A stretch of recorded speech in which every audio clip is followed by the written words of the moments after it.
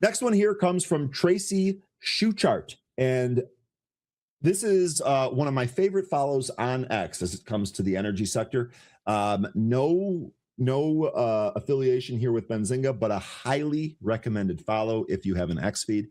She tweets here that Stellantis posts a 20 billion euro second half loss after overestimating the EV transition.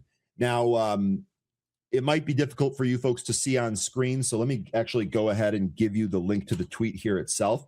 In here, it says, on Thursday, Stellantis reported a net loss of 20.1 billion euros or 23.8 billion USD for the second half of 2025 after multi-billion euro charges the automaker booked earlier this month to reflect its scaled back electric vehicle ambitions. The huge loss, in line with preliminary ranges provided 3 weeks ago, underscores how auto groups globally are taking a hit from a slower than expected and more complex shift from petrol engine cars to electric vehicles as both the United States and Europe water down EV targets. This is important because I know a lot is made about deliveries, and I feel like maybe even earlier this week or last week we were talking about Rivian. Some of you had some spicy thoughts on how Rivian should just kind of, or was it Ross Gerber that said that?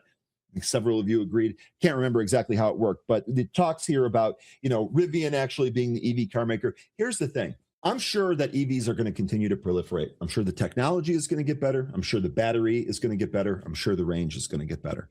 But the reality is that the population, not the population of the United States, but the population of Earth is telling you that they are not ready to make this shift. And really, the best answer is to provide both, or to also provide a hybrid option. This was something that, as far as the stocks go, Toyota stock outperformed almost all of these when it comes to car makers because they chose to go the hybrid route as opposed to picking one or the other. This stat here shows you that this is not a thought local to the US. This is a global thought. How will this affect the electric car makers?